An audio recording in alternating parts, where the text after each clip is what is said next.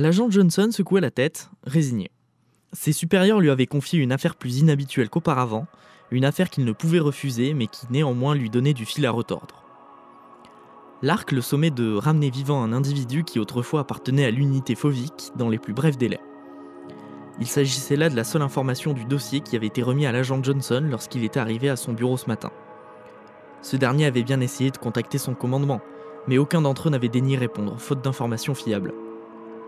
Il en avait conclu qu'il devait se débrouiller seul cette fois-ci.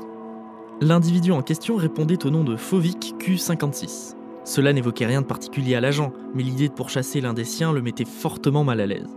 Il intima nonobstant à sa conscience de se taire et entama les recherches nécessaires à la construction d'un rapport de mission réglementaire.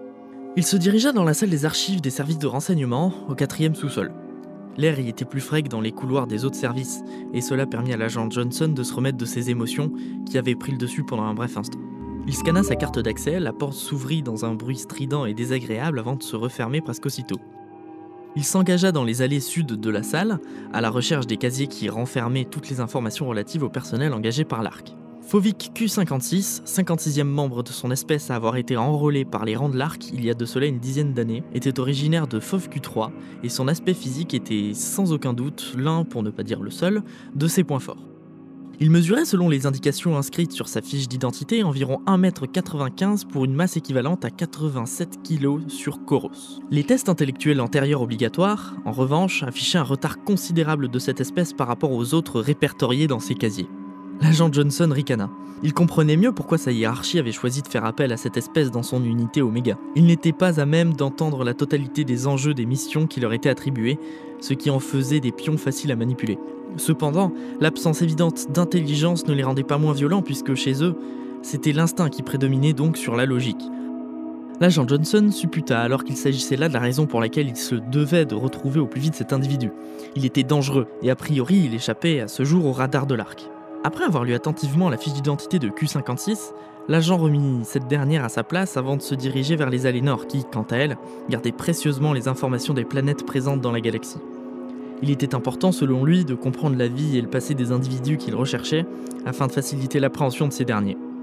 Il apprit ainsi que la planète Fov Q3 avait été le berceau d'une guerre civile sanglante qui avait amputé sa population d'au moins la moitié de ses congénères. L'Ark, constatant le potentiel de cette espèce, pratiqua alors des déportations volontaires ou non, après avoir proposé aux Fovic qu'ils souhaitaient de rejoindre leur rang.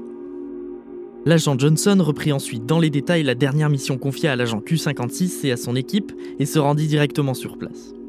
Il s'agissait de la planète Alara. Après quelques recherches sur cette nouvelle planète qu'il ne connaissait pas non plus, l'agent Johnson grimpa sur son Blazer 7 et démarra.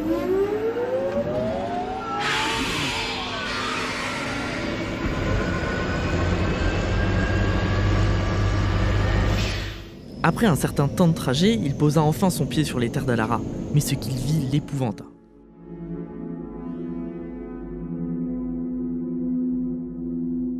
La nature luxuriante dont il avait pu être le témoin au travers de photos avait laissé place à des ruines, des cendres et des cadavres qui s'étendaient à perte de vue.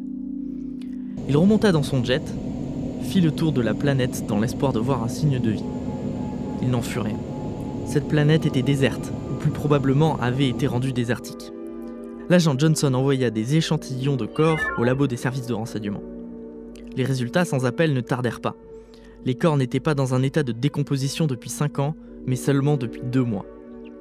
Or, les dates correspondaient aux dates de mission de l'unité fovicienne. L'agent Johnson n'en revenait pas. En presque 20 ans de carrière au sein de l'Ark, c'était bien la première fois qu'il assistait à un véritable génocide. Il en avait bien sûr entendu parler au cours de ses longs mois de formation, mais il se rappelait surtout ce qui arrivait à ceux qui avaient le malheur d'en commettre un.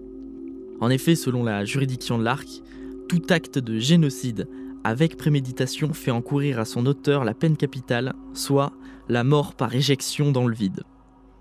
Il ne souhaitait pas cela même à son pire ennemi. La mort dans le vide était rapide et douloureuse. Alors qu'il s'apprêtait à regagner son vaisseau, l'agent Johnson sentit quelque chose agripper son bras. Il se retourna vivement, dégaina son arme avant de se rendre compte qu'il s'agissait d'un alarien. Il pouvait même dire, au vu de la taille et malgré toutes les blessures que son corps portait, qu'il s'agissait d'un enfant. « Aidez-moi », murmura l'enfant. Il aida l'alarien à monter dans son Blaze et regagna Koros. Il procura à l'enfant les premiers soins nécessaires à la survie de ce dernier. Lorsqu'il s'était assuré que l'enfant avait bien récupéré ses forces, il décida de l'interroger. « Bonjour, je m'appelle Adam Johnson et je suis un agent de l'Arc. Comment t'appelles-tu ?»« Cinder. »« Enchanté, Cinder. Tu es en sécurité ici. Je suis désolé, mais je vais devoir te poser quelques questions. Tu te sens assez en forme pour pouvoir me répondre ? Oui, on peut arrêter dès que tu le souhaites, d'accord ? L'enfant hocha la tête. L'agent Johnson lança l'enregistrement de l'entretien, obligatoire lorsqu'il s'agit de l'interrogatoire d'un témoin clé dans une affaire en cours. Le règlement, il fallait le respecter à la lettre pour éviter les blâmes qui pourraient réduire à néant toute une carrière. Très bien, reprit l'agent. Est-ce que tu peux me dire ce qu'il s'est passé ? C'était le jour de la pluie. C'est un jour de fête chez nous, mais cette fois-là, ça ne s'est pas passé comme d'habitude. Des méchants sont arrivés et ont crié sur le chef de mon village. J'étais trop loin, mais je crois qu'ils cherchaient quelqu'un comme nous. Comme le président ne les a pas aidés comme il voulait, ils ont commencé à se battre. On a essayé d'aider notre président, mais ils ont sorti une sorte de bras qui crachait du feu. Ils ont brûlé toutes les maisons et ils nous ont tous tapés avec ce qu'ils trouvaient, jusqu'à ce qu'on respire plus. Tu penses qu'il est arrivé la même chose à d'autres villages ? Oui, ça fait 1 mois que je suis tout seul.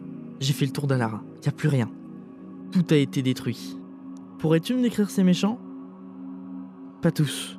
Il y en a un qui était plus grand et plus moche que les autres. Pourrais-tu être le plus précis possible ?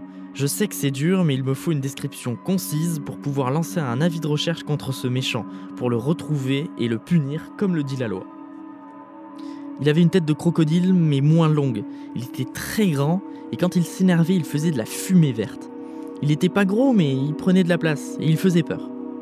Il s'accrochait sur les murs pour nous attaquer. Après, il restait comme de la bave verte. Il n'avait pas besoin de casque ou d'armure, sa peau était trop épaisse pour nos armes. Et c'est tout ce que je me souviens. Il était vraiment pas beau. D'accord. Merci. Je vais te laisser ici pour le moment, le temps que tu récupères totalement. Ensuite, je repasserai pour t'expliquer ce qui va se passer pour toi. La description de cet enfant alarien était plus que précise, et malheureusement elle ne correspondait que trop bien à Infovik. Il n'y avait plus de temps à perdre et l'agent Johnson se hâta dans la mise en place d'un avis de recherche à travers la galaxie. Dans le but d'avoir plus de répercussions, il proposa même une prime d'1 milliard d'unités pour celui ou celle qui aiderait à capturer cet individu vivant.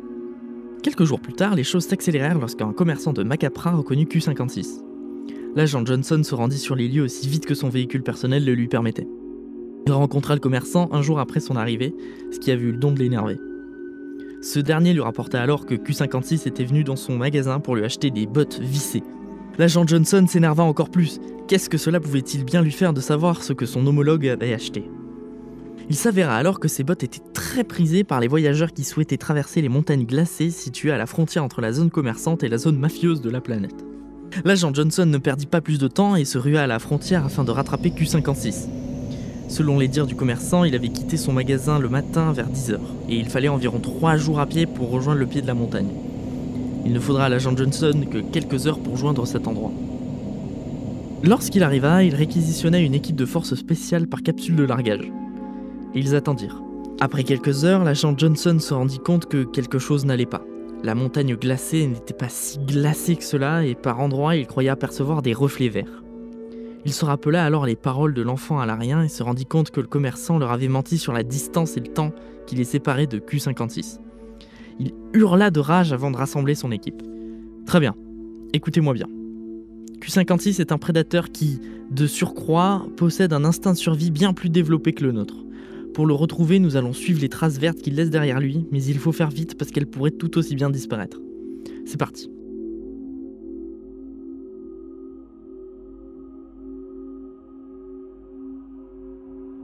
Tout le monde acquiesça, ils montèrent dans son Blaze et survolèrent les montagnes glacées de Macapra. Ils mirent quelque temps pour retrouver Q-56. Le vaisseau en stationnaire, ils descendirent pour encercler sur un large rayon le Fauvic qui ne semblait pas avoir remarqué qu'il était cerné au premier abord. Après quelques minutes et un affrontement musclé, Johnson déclara « Q-56, par les pouvoirs qui me sont conférés par l'Arc, je vous arrête pour la torture et le génocide du peuple alarien dont il ne reste qu'un survivant. » Après quelques instants de silence, le génocidaire agressa l'un des soldats puis s'échappa grâce à la discorde qu'il avait lui-même créée.